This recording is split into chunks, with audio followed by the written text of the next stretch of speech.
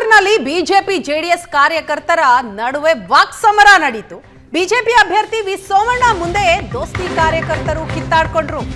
ತುಮಕೂರಿನಲ್ಲಿ ಇವತ್ತು BJP JDS ಕಾರ್ಯಕರ್ತರ ನಡುವೆ ವಾಕ್ಸಮರ ನಡೆಯಿತು. ಅದು ಕೂಡ ತುಮಕೂರು ಲೋಕಸಭಾ ಕ್ಷೇತ್ರದ ಬಿಜೆಪಿ ಅಭ್ಯರ್ಥಿ ವಿ ಸೋಮಣ್ಣ ಅವರ ಎದುರಿನಲ್ಲಿ. ಮೈತ್ರಿ ಸಭೆಯಲ್ಲಿ ಅಸಮಾಧಾನವನ್ನ ಹೊರಹಾಕಿದ ಬಿಜೆಪಿ ಮುಖಂಡ ಜೆಡಿಎಸ್ ಶಾಸಕ ಎಂಟಿ ಕೃಷ್ಣಪ್ಪ ವಿರುದ್ಧ ಕೊಂಡಜ್ಜಿ ವಿಶ್ವನಾಥ್ ಆಕ್ರೋಶವನ್ನ ಹೊರಹಾಕಿದ್ರು. ನಾನು ಸೋಲೋದಕ್ಕೆ ವಿಶ್ವನಾಥ್ ಕಾರಣ ಅಂತ ಹೇಳಿದ್ದ ಕೃಷ್ಣಪ್ಪ. ಕಳೆದ ಬಾರಿ ಸೋಲಿಗೆ ವಿಶ್ವನಾಥ್ ಕೂಡ ಕಾರಣ ಅಂತ ಹೇಳಿದ್ದ ಕೃಷ್ಣಪ್ಪ ಭಾಷಣ ಮುಗಿತಾ ಇದ್ದ ಹಾಗೆ ಕೊಂಡಜ್ಜಿ ವಿಶ್ವನಾಥ್ ಎಂಟ್ರಿ ಕೊಡ್ತಾರೆ. ಸಮಜಾಯಿಷಿ ನೀಡೋದಕ್ಕೆ ಮುಂದಾಗ್ತಾರೆ ಕೊಂಡಜ್ಜಿ ವಿಶ್ವನಾಥ್. ಈ ಸಂದರ್ಭ ಕೃಷ್ಣಪ್ಪ ವಿರುದ್ಧ ಕೊಂಡಜ್ಜಿ ವಿಶ್ವನಾಥ್ ಅಸಮಾಧಾನವನ್ನ ಹೊರಹಾಕ್ತಾರೆ. ಸಭೆಯಲ್ಲಾದಂತಹ ಹೈಡ್ರಾಮದ ದೃಶ್ಯವನ್ನ ನೀವು ನೋಡ್ತಾ ಇದ್ದೀರಿ. ನಾನು ಕಳೆದ ಬಾರಿ ಸೋಲೋದಿಕ್ಕೆ ಕಾರಣ ಅಂತ ಹೇಳಿದ್ದ ಕೃಷ್ಣಪ್ಪ. ಜೆಡಿಎಸ್ ಕಾರ್ಯಕರ್ತರು ವೇದಿಕೆಯಲ್ಲಿದ್ರು. ಅಣ್ಣ ಹೀಗಾದ್ರೆ ಬೇಡ ಬಾ, ಅಣ್ಣ ಹೋಗೋಣ ಬಾ ಅಂತ ಸತೀಶ್ ಹೇಳ್ತಾರೆ.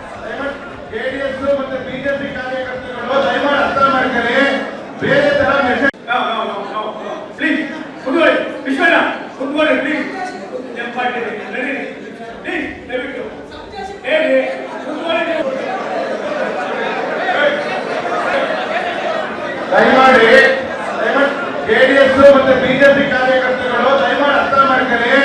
ಬೇರೆ ತರ ಮೆಸೇಜ್ ಇಲ್ಲ. ನಾವೇ ಹೋಗೋಣ ಬರ್ರಿ, ನೀವೇ ಮಾಡ್ಕೊಳ್ರಿ. ಬಸವಣ್ಣ ಮನೆ ಮಾಡಿದಿಲ್ವ ನೀವು? ಬಾರಿ ಎದ್ದು ಹೋಗೋಣ. ಇಲ್ಲ ಬರ್ರಿ ಹೋಗೋಣ. ಸುಮ್ಮನೆ ಇರ್ಬೇಕು. ಮತ್ತೆ ಹೆಂಗ್ ಬೇಕು ಮಾಡೋದಲ್ಲ ವೇದಿಕೆ ಮೇಲೆ. ನಾವು ಕೆಳಗಡೆ ನೋಡ್ತಾ ಇದ್ದೀವಿ. ಸುಮ್ಮನೆ ಕೂತ್ಕೋಬೇಕಲ್ಲಿ. ನಾವೇ ಹೋಗೋಣ.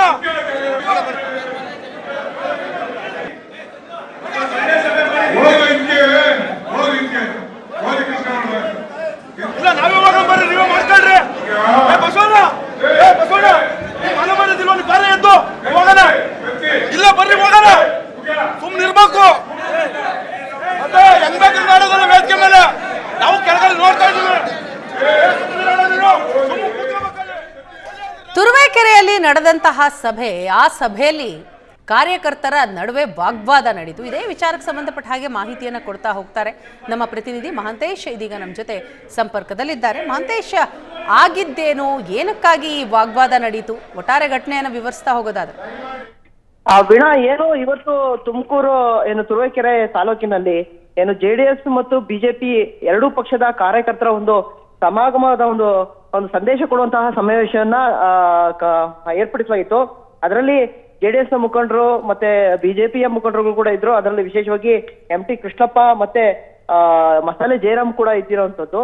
ಈ ಒಂದು ಸಮಾವೇಶದಲ್ಲಿ ಮಾತಾಡುವಂತ ಸಂದರ್ಭದಲ್ಲಿ ಅಂದ್ರೆ ಮೋದಿಯನ್ನ ನೋಡಿ ಓಟ್ ಹಾಕ್ಬೇಕು ಮತ್ತೆ ಸೋಮಣ್ಣವರಿಗೆ ಬೆಂಬಲ ಕೊಡ್ಬೇಕು ಅನ್ನೋ ಒಂದು ಮಾತುಗಳನ್ನ ಆಡುವಂತಹ ಸಂದರ್ಭದಲ್ಲಿ ಅಲ್ಲಿದ್ದಂತಹ ಸ್ಥಳೀಯ ಮುಖಂಡರಾದಂತಹ ಕೊಂಡಜ್ಜಿ ವಿಶ್ವನಾಥ್ ಅನ್ನೋರು ಎಂಟಿ ಕೃಷ್ಣಪ್ಪ ಸೋಲೋದಿಕ್ಕೆ ಕಾರಣ ಆಗತ್ತೆ. ಹಾಗಾಗಿ ನಮಗೆ ಹಿಂದೆ ಸಾಕಷ್ಟು ಚುನಾವಣೆಯಲ್ಲಿ ನಮಗೆ ತೊಂದರೆ ಆಗಿದೆ. ಹಾಗಾಗಿ ನಾವು ಹೆಂಗೆ ಹೊಂದ್ಕೋಬೇಕು, ನಾವು ಚುನಾವಣೆಯಲ್ಲಿ ಇವರಿಂದ ಜೆಡಿಎಸ್ ಇಂದ ನಾವು ಸೋತಿದ್ದೀವಿ ಅನ್ನೋ ಒಂದು ಮಾತನ್ನ ಬಿಜೆಪಿಯವರ ಮುಖಂಡರು ಮತ್ತು ಸ್ಥಳೀಯ ಮುಖಂಡರು ಆಡಿರುವಂತದ್ದು. ಹಾಗಾಗಿ ಈ ಒಂದು ಮಾತು ಈಚೆ ಬರ್ತಿದ್ದಾಗೆ ಸಭೆಯಲ್ಲಿ ಸ್ವಲ್ಪ ಹೊತ್ತು ಗೊಂದಲ ಶುರು ಆಗುತ್ತೆ. ಗೊಂದಲ ಶುರು ಆದ ಸಂದರ್ಭದಲ್ಲಿ ಮಾತಿನ ಚಕಮಕಿ ಬೆಳೆದಿರುವಂತದ್ದು. ಯಾಕೆಂತಂದ್ರೆ ನಮ್ಮನ್ನು ಸೋಲಿಗೆ ಕಾರಣ ಆದವ್ರ ಜೊತೆ ಇವತ್ತು ನಾವು ಕೈ ಜೋಡಿಸ್ಬೇಕನ್ನೋ ಒಂದು ಮಾತುಗಳು ಕೂಡ ಕೇಳಿ ಬಂದಿತ್ತು. ಕೊನೆಗೆ ಅಲ್ಲೇ ವೇದಿಕೆಯಲ್ಲಿದ್ದಂತಹ ಮಸಾಲೆ ಜಯರಾಮರು ಮತ್ತು ಎಂಟಿ ಕೃಷ್ಣಪ್ಪ ಇಬ್ರು ಕೂಡ ನಿಂತು ಆಕ್ರೋಶಗೊಂಡಂತಹ ಕಾರ್ಯಕರ್ತರನ್ನ ಮತ್ತೆ ಆ ಮುಖಂಡರನ್ನ ಸಮಾಧಾನ ಮಾಡುವಂತಹ ಪ್ರಯತ್ನವನ್ನು ನಡೀತು.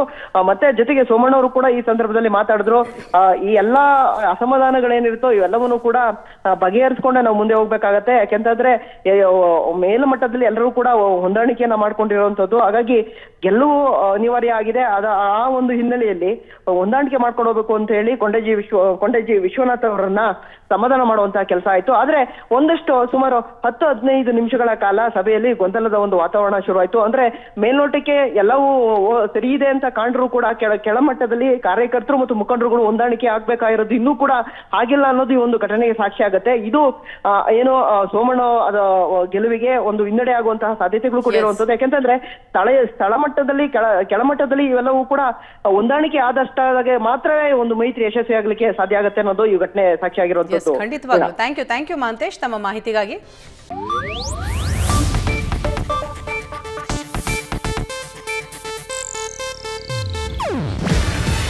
ಇದು ಏಷ್ಯಾನೆಟ್ ನ್ಯೂಸ್ ನೆಟ್ವರ್ಕ್ ಪ್ರಸ್ತುತಿ.